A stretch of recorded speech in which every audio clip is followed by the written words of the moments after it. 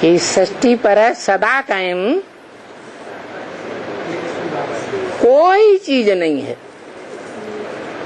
सदा कायम एक शिव बाबा ही है।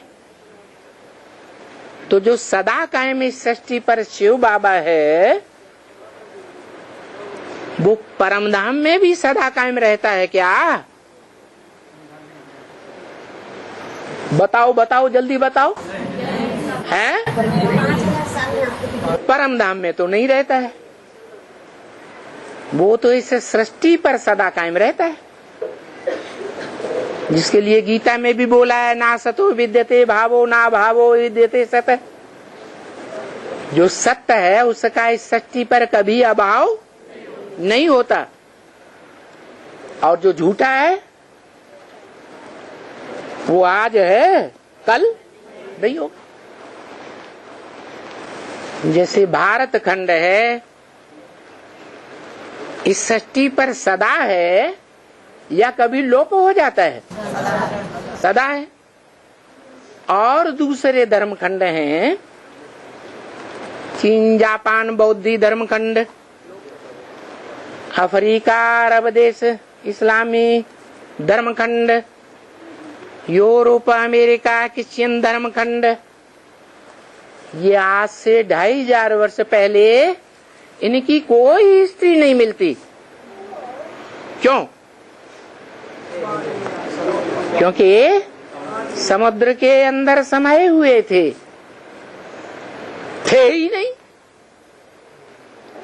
तो सत्य हुए या असत्य हुए? असत्य हुए। और भारत पहले भी था, सत्ययुग में भी, त्रेता में भी, द्वापर में भी और कलयुग में भी, और अभी संगम युग में भी। अंत तक भारत रहेगा या नहीं रहेगा? रहेगा। दूसरे देश अंत तक नहीं रहेंगे।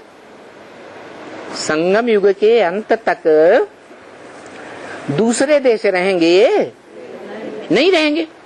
कौन सा देश? भारत देश रहेगा। ये नाम क्यों दिया भारत देश है? ये अविनाशी खंड क्यों हुआ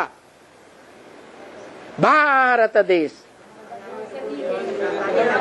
क्योंकि ये भारत खंड ही है जहां भा माने रोशनी, ज्ञान की रोशनी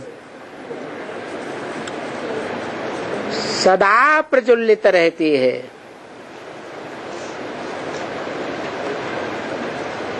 ज्ञान माने जानकारी।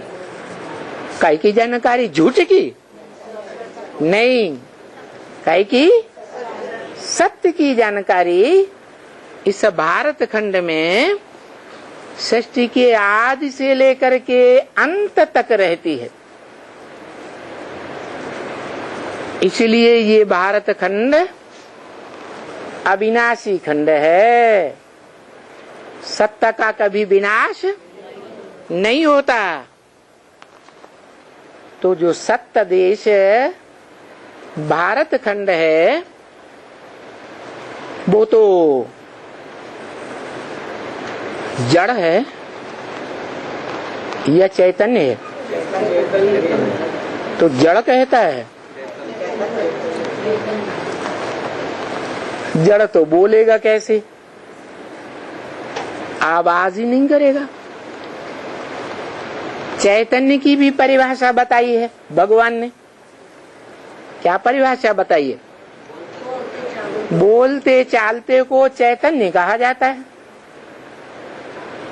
तो जरूर भारत खंड में कोई आत्मा है जो सृष्टि के आदि से लेकर के अंत तक बोलती चालती है।